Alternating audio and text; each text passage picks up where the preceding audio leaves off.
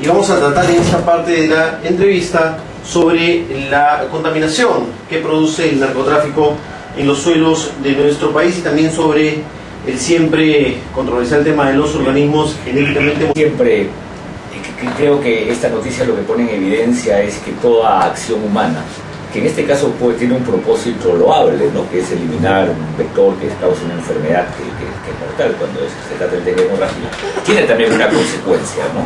Pero justamente para eso existe una serie de instrumentos o medidas preventivas que uno toma anticipadamente para evitar este tipo de consecuencias no deseadas, ¿no? Entonces, no conozco al detalle, pero imagino que el Ministerio de Salud tendrá que ahora sí ser algo más preventivo y saber que estas fumigaciones pueden estar generando consecuencias no deseadas y evitar o establecer algún mecanismo para que ellas no se produzcan. Las campañas de sensibilización. Bueno, hablando de consecuencias, doctor Pulgar Vidal, las consecuencias del narcotráfico en el suelo amazónico, las consecuencias del cultivo de hoja de coca y los pesticidas que se utilizan, las consecuencias de los insumos químicos vertidos en los suelos, son muy serias.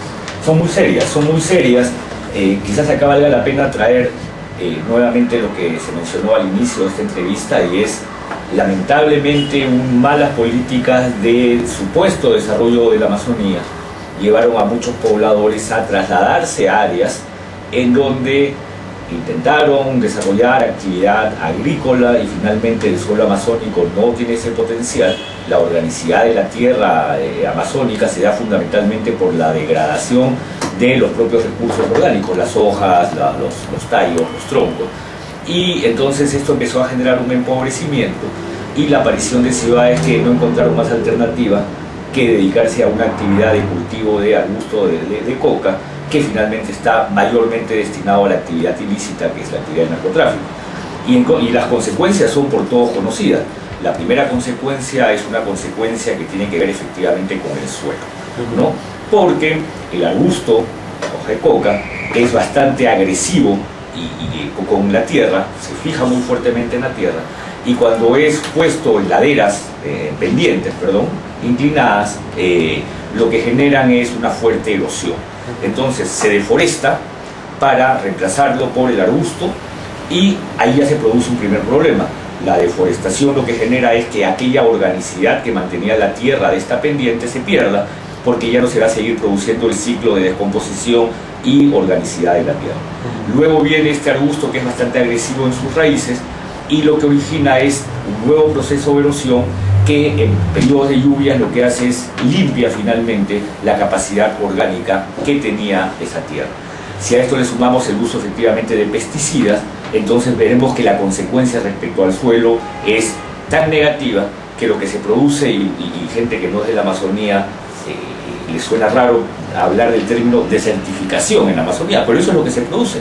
Se produce un proceso de desertificación porque la tierra pierde en tal nivel su capacidad orgánica que se vuelve irreversible, ¿no? Cuando uno hace un sobrevuelo por algunas zonas donde existen o han existido cultivos de arbusto de coca, lo que uno ve es zonas peladas que ya no tienen ninguna capacidad. Absolutamente irreversible. Absolutamente irreversible, por lo menos en esa zona, ¿no? Porque lo que se ha perdido es la organicidad de la tierra, la capacidad orgánica de la tierra, y con las lluvias se ha limpiado todo ello y lo que ha quedado es una tierra inerte, ¿no? ¿Para siempre? En realidad, lo que ocurre, y yo soy abogado y no me quiero atrever a meterme a temas de otras personas, lo que tengo entendido es que se puede recuperar, pero tomando medidas periódicas. En realidad, estableciendo en primer lugar cultivos que lo que pueden hacer son ir recuperando gradualmente la capacidad orgánica de la tierra. No me atrevo a señalar cuáles son, pero he escuchado que los agrónomos mencionan que lo que uno tiene que hacer es como una tarea secuencial que permita recuperar esta capacidad orgánica.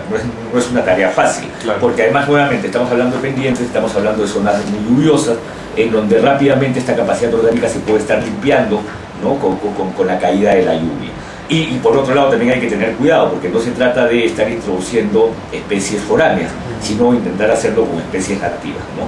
Entonces, sí que es irreversible, pero la recuperación es bastante complicada. Y lamentablemente el tiempo nos va quedando corto para tocar un tema que también hemos anunciado, el tema de los transgénicos. ¿Cuál es su posición al respecto desde la Sociedad Peruana de Derecho Ambiental? Nuestra posición es, en la discusión sobre transgénicos se han confundido niveles. Una cosa es la importación de productos que contengan transgénicos, esa es una cosa, en donde la posición es, y la posición a nivel mundial, en realidad el Perú en una de las conferencias de las partes de la Universidad Biológica dio una posición súper extraña. Lo que el mundo quiere, especialmente el mundo en vías de desarrollo, es que haya la información suficiente. O sea, si alguien desea consumir la lata de un producto que contiene un transgénico, lo tiene que hacer porque tiene la información y opta voluntariamente por hacerlo. Entonces ese es un tema. Los que creo que tú me estás preguntando tiene que ver con la introducción de cultivos transgénicos. Y ahí nuestra posición es bastante clara. Hay toda esta discusión sobre los efectos. Definitivamente, en aplicación de un principio precautorio, hay que tomar medidas defensivas. El principio precautorio es el que dice, cuando no hay certeza científica sobre las consecuencias, no se debe limitar la adopción de medidas que causen un perjuicio. Entonces, en aplicación del principio precautorio, nosotros estamos porque no se permite. Pero también hay una razón económica que a mí es la que me parece más valiosa. ¿Cuáles son los países que hoy día tienen cultivos transgénicos en América del Sur? Brasil, con grandes extensiones de terreno destinado a soya transgénica, mucho deforestado. Paraguay, Argentina, y se ha introducido fuertemente en Bolivia. Pero vamos a suponer Argentina, Brasil, Paraguay, que tienen una característica en sus ecosistemas, en las áreas de cultivo de estas variedades, muy distintas a las que tiene el Perú. Entonces, en el Perú no tenemos áreas de suficiente extensión como para que sean atractivas para cultivos de esta naturaleza. Primero. Segundo, ¿cuál es el valor que tiene el Perú respecto a sus recursos? Ser un país con mucha biodiversidad, ser un país de cultivos nativos, de cultivos diversos, de prácticas tradicionales, de todo lo que gira alrededor del tema de la agrobiodiversidad. ¿Y qué ocurre con ello? Es lo que el mundo empieza a seleccionar. El mundo consciente, el planeta consciente de los efectos ambientales de sus actos, empieza a preferir cultivos nativos, cultivos que provengan de prácticas tradicionales de alguna comunidad ancestral, etc. Entonces no tiene ningún sentido, porque no tenemos ninguna capacidad de competir, que introduzcamos cultivos transgénicos cuando en realidad tenemos el otro potencial. Lo que hay que es justamente potenciar la diversidad biológica. Si tenemos tal cantidad de variedades de papa, hay que potenciar en los mercados internacionales el consumo de estas variedades.